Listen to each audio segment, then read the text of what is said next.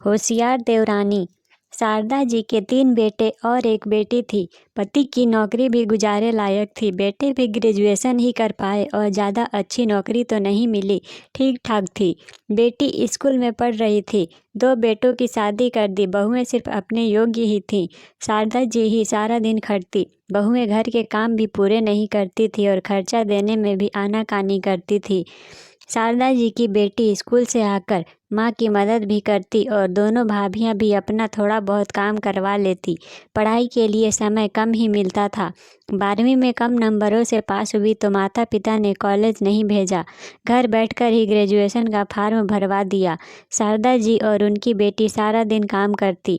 दोनों बहुओं का एक एक बच्चा हुआ। अब तो दोनों बिल्कुल काम नहीं करती थी। कुछ कहने से घर की शांति भंग होती थी। शारदा जी चुप रहती थी सिर्फ इज्जत की खातिर, लेकिन अंदर से कमज़ोर और बीमार होती जा रही थी। शारदा जी की भाभी ने छोटे बेटे के लिए रिश्ता बताया। विनीता सबको पसंद आई, शादी हो गई। विनीता अच्छे परिवार से थी और उसके संस्कार भी अच्छे थे। 2-3 दिन तक देखती रही कि उसकी दोनों जेठानी बिल्कुल काम नहीं करती। सासू माँ और ननद ही लगे रहती हैं। सुबह सुबह उठकर विनीता किचन में गई और सासू माँ से बोली, माँ जी अब आप आराम कीजिए, ये आपके आराम करने के दिन हैं। आपकी तबीयत भी ठीक नहीं है, काम हम सब मिलकर कर लेंगे। तो सासू माँ बोली, नहीं बेटा, तुम इतना काम कैसे करोगी, अकेले मुश्किल है।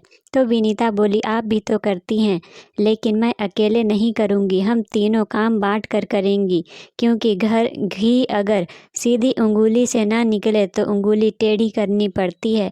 मैंने सब देख लिया है, कैसे आप और शिखा सारा दिन लगे रहते हो।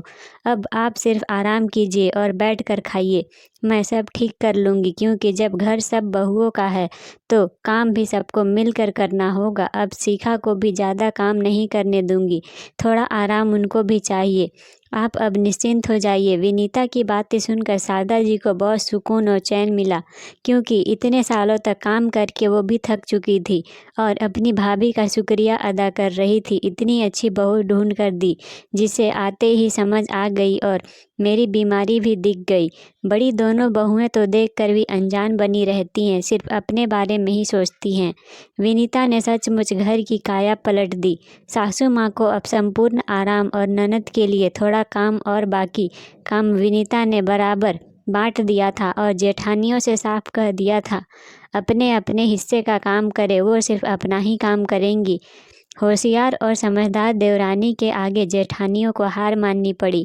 सासू माँ और ननद का भी भला हो गया और विनीता की समझदारी से उसका पति भी बहुत खुश था, जो अपनी भाभियों की ज्यादती से बहुत दुखी था, लेकिन चुप रहता था।